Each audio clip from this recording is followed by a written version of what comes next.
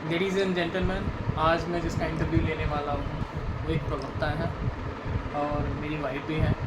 तो वो आज अपने बारे में बहुत कुछ बताने वाले हैं जिससे आप बहुत कुछ सीख सकते हैं। तो शुरुआत आपके इंट्रोडक्शन से करते हैं। आप अपने बारे में बताइए कुछ। मेरा नाम प्रीति मिश्रा है और मैं अभी वर्तमान समय में भवानी शंकर इंटर कॉलेज नोएडा में प्रवक्ता के पद पर कार्यरत हूँ। और मैंने 2021 में ज्वाइन किया है। 21 वाली जो भर्ती थी उसमें ही हुआ। अच्छा, उसके लिए आपको क्या क्या करना पड़ा? उसके लिए पढ़ाई करनी पड़ी, काफ़ी सालों तक पढ़ाई की मैंने और बहुत बार असफल भी इधर देखिए, हुई। नॉर्मल भाषा। और असफलता को पार करते हुए धीरे धीरे मैं इस सफलता तक पहुँची हूँ। तो आपकी इस जॉब पाने में सबसे बड़ा चैलेंज क्या रहा? सबसे बड़ा चैलेंज तो जानकारी का अभाव था। मुझे पता नहीं था कि ये एग्ज़ाम कैसे देते हैं और इसके लिए कितनी मेहनत करनी होती है। धीरे धीरे मैंने किया और खुद के अनुभव से मैं यहाँ तक पहुँची। तो आप दिन के कितने घंटे लेते थे पढ़ने के लिए? पहले तो मन ही नहीं लगता था जब शुरू किया, फिर धीरे धीरे इंटरेस्ट आ गया और पढ़ते गई, किताबें लेती गई, उस हिसाब से फिर धीरे धीरे मन लग गया। फिर तो मतलब पता ही नहीं चलता था कि मैं कितने घंटे पढ़ी, समय का पता नहीं चलता था। मैं अधिक से अधिक पढ़ती थी, जो भी टाइम मिलता था मुझे, जितना भी मैं पूरा पढ़ने में ही लगाती थी, फ्री टाइम जितना भी होता मैंने जहाँ तक जाना है ज़िंदगी को, अगर एक इंसान किसी चीज़ की लाग लग जाती है तो उसके पीछे कुछ ना कुछ वजह, ठोस वजह होती है। तो आपकी ज़िंदगी की वो ठोस वजह क्या थी? आप क्यों लेक्चरार ही बनना चाहते हैं? था। एक्चुअली ना बचपन से ही मेरा सपना था कि मैं कुछ करूँ और कुछ ना कुछ तो करना ही था। तो मेरे पापा भी टीचर ही थे, तो उन्होंने कहा कि बेटा टीचर बनो, टीचर की जॉब जो है वो अच्छी होती है, लड़कियों के लिए बेस्ट होती है। अभी आपने बचपन के बारे में बोला, तो आप कुछ अपने बचपन के बारे में बताइए। आपका बचपन कैसा था? मैं बहुत ही छोटी जगह से हूँ, गाँव में मेरा बचपन बीता है और गाँव के प्राइमरी स्कूल से पढ़ी हूँ। काफ़ी अच्छा था, गाँव में चीज़ें बहुत अच्छी होती हैं और लोग यहाँ के मेहनती होते हैं, बहुत मेहनती, ईमानदार और सरल। तो मैं भी ऐसी ही थी, सपने बड़े देखी थी, कुछ ना कुछ तो करना था लाइफ में, बस। कुछ ना कुछ बड़ा करना था, ठीक है। तो क्या इससे पहले कुछ और भी आपके लक्ष्य थे? ये लक्ष्य आपका पहले से निर्धारित था कि आप यही टीचर ही बनना चाहते ये हैं? डिसाइडेड था मेरा 10th से ही, मुझे टीचर ही बनना है। और कुछ बाधाएँ आई आपकी, मतलब ज़िंदगी में कुछ उतार चढ़ाव जिसकी वजह से कभी आपको ये लगा कि ये चीज़ आप नहीं अचीव कर पाएंगे? हाँ, ये तो हर समय लगता है, हर दिन लगता है। ऐसा जब तक सफलता नहीं मिलती तब तक लगता है कि मेरा होगा नहीं होगा, ये तो चलता ही रहता है। तो क्या हिंदी आपकी हमेशा से फेवरेट सब्जेक्ट रही? हाँ, हिंदी मुझे अच्छी लगती थी, पर ये नहीं पता था कि मैं हिंदी में कुछ आगे करूँगी। संस्कृत भी मेरा फेवरेट था, मुझे ड्राइंग भी अच्छी लगती थी, लेकिन जब मैं बीए में गई तो मेरा क्लियर हो गया था कि हिंदी सब्जेक्ट ही आगे मुझे पढ़ना है। अच्छा, आपकी सफलता के बाद सबसे ज़्यादा खुश कौन था, जिसे लगा कि हाँ आपके साथ साथ उसकी जर्नी भी कंप्लीट हो गई? जितने लोग थे मुझसे जुड़े हुए सभी बहुत खुश हुए, मेरे से ज़्यादा खुश हुए। अपने माँ बाप की प्रतिक्रिया के बारे में कुछ बताइए। मेरी मम्मी पापा, आप, मेरे बच्चे, मेरा बेटा भी बहुत खुश हुआ और जितने भी मेरे ससुराल वाले, मेरे फ्रेंड्स, सारे जो सुन रहे थे कि मैं क्या आपने अपने बचपन के बारे में बताया, ये नहीं बताया शादी के बाद आपकी ज़िंदगी कैसी थी। शादी के पहले आप गांव में थी, शादी के बाद आप शहर में आए। तो क्या शहर में आने के बाद आपको कल्चरल शौक लगा?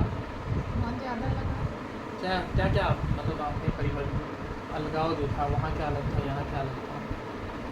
गांव का जीवन तो थोड़ा सादा होता है और इतनी भाग दौड़ नहीं होती और इतना तनाव भी नहीं होता। जब मैं यहाँ आई तो पहले तो मुझे बिल्कुल भी अच्छा नहीं लगा, मुझे लगा मैं रह नहीं पाऊँगी, लेकिन अब रहना तो था ही मुझे। तो फिर मैंने सीखा बहुत कुछ और जो भी देखा उससे सीखा।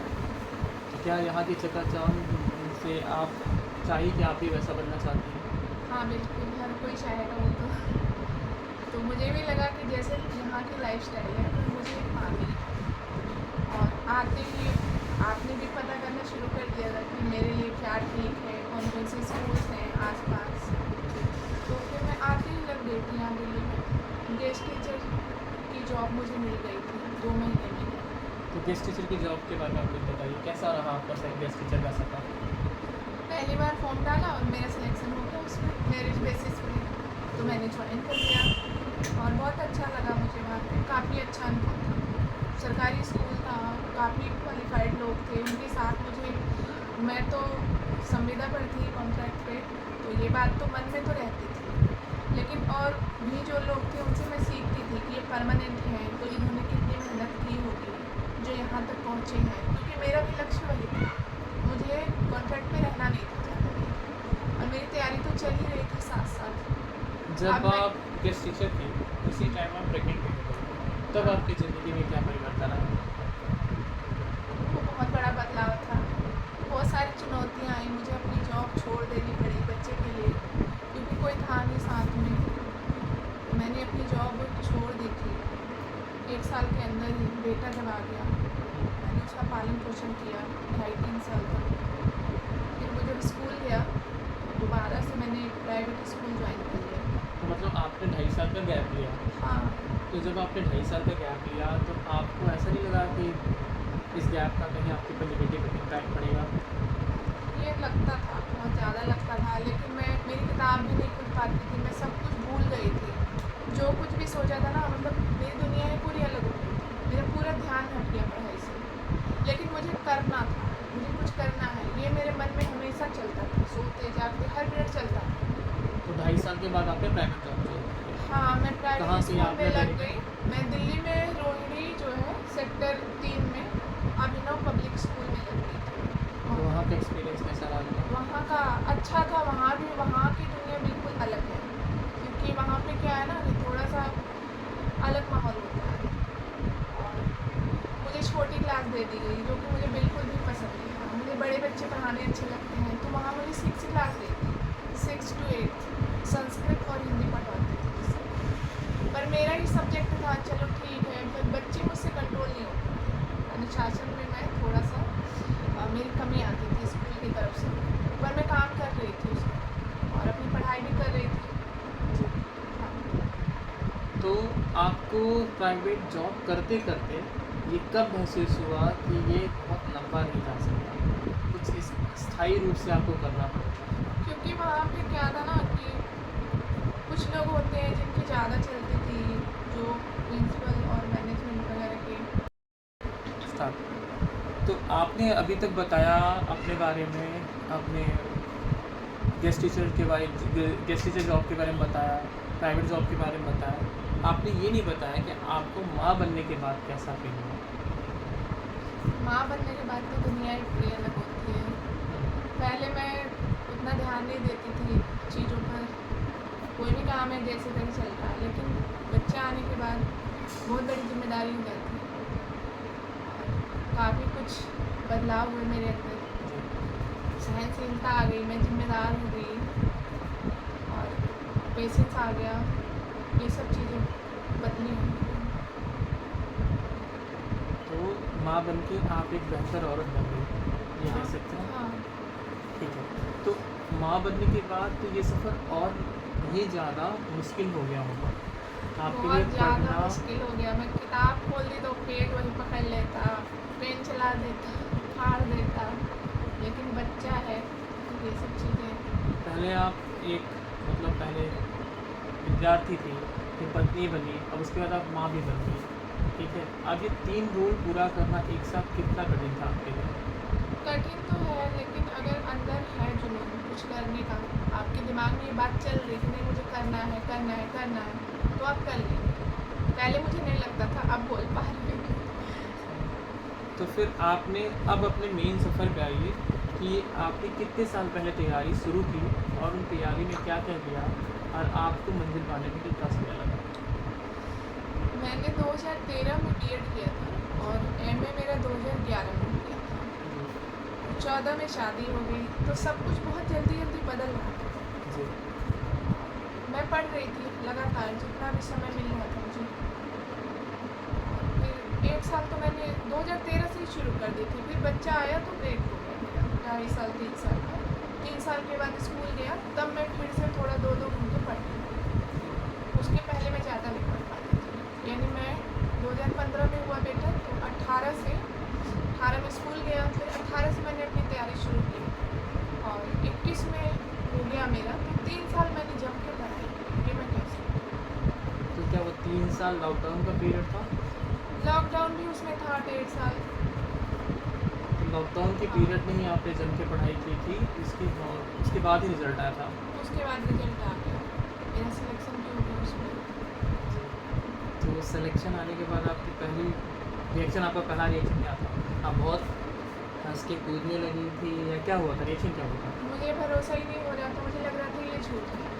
नहीं, रिएक्शन क्या था? आप हंस रही रिएक्शन- थी, रो रही नहीं, मैं थी? हंस तो कभी नहीं सकती, क्योंकि मैं सारी उम्मीदें खो चुकी थी, मैं बहुत निराश थी। मुझे लगा नहीं था कि मेरा होगा, जी। इसलिए मैं बहुत ज़्यादा दुखी हुई थी पहले, और मुझे भरोसा नहीं हुआ कई दिनों तक। फिर जाके धीरे धीरे नॉर्मल हो गई चीज़ें। नॉर्मल हुई। अच्छा, उसके बाद अब आपको कैसा फील होता है?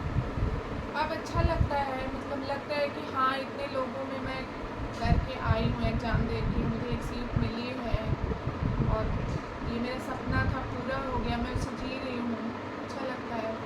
तब की प्रीति जो शादी के पहले थी और अब की प्रीति में क्या परिवर्तन, क्या लगाव आ गया? क्या आप बदल चुकी हैं या आप अपग्रेड हो चुकी हैं? क्या आया बदलाव, क्या आया? बदलाव वही आया कि पहले मैं घर में रहती थी, उसके पहले स्टूडेंट थी, अब मैं बाहर भी काम करती हूँ, घर में बच्चे की भी जिम्मेदारी है, तो काफ़ी कुछ मैं करती हूँ, अच्छा लगता है। तो क्या इतने प्रेशर के साथ जीना ज़िंदगी कैसा लगता है? प्रेशर तो है, लेकिन मैं खाली भी नहीं बैठ सकती, क्योंकि मेरी आदत है। मैं घर में बैठती हूँ तो सोचने लगती हूँ मैं कुछ नहीं कर रही, मैं बेकार हूँ। तो मेरे लिए यही ठीक है, टाइम का पता नहीं चलता, बहुत व्यस्त रहती हूँ। एक क्वेश्चन साथ मैंने मिस कर दिया। आप ये बताइए कि आप बचपन से स्टूडेंट कैसे थे? स्टूडेंट तो मैं अच्छी थी, मेरे नंबर काफ़ी अच्छे आते थे और मैं टॉप करती थी हमेशा क्लास में। अगर टॉप नहीं किया तो मैं टॉप 3 में या 5 में ज़रूर रहती थी। क्या ये हमेशा रिकॉर्ड बरकरार रहा आपका? हाँ, टॉपर्स का हाँ, ये तो रहा है, टॉप 5 में हमेशा रहती थी। तो आप जो प्रिपरेशन कर रहे हैं उन्हें क्या संदेश देना चाहेंगे? उनको या मैं- आज के छात्र जो नहीं पढ़ते उन्हें क्या संदेश देना चाहेंगे? उनके लिए यही है कि आप मेहनत करते रहिए, सफलता कभी न कभी ज़रूर मिलेगी आपको, और निराश मत होइए। असफलता मिल रही है, उससे आपको घबराना नहीं है बिल्कुल भी। असफलता के बाद ही सफलता मिलती है। अगर मैं कर सकती हूँ तो सभी कर सकते हैं। बस यही है। बहुत बहुत धन्यवाद प्रीति जी। और मुझे लगता है आपके इस इंटरव्यू से काफ़ी लोग प्रोत्साहित होंगे और उनमें भी पढ़ने की एक नई उत्साह आएगा और नए रिकॉर्ड्स बनेंगे। Thank you so much. धन्यवाद आपका, बहुत बहुत धन्यवाद। लग रहे थे दो अलग लोग। ऐसे ही चलाते हैं ना, देखिएगा क्या किया हम लोगों ने क्या किया, इससे दिख जाएगा।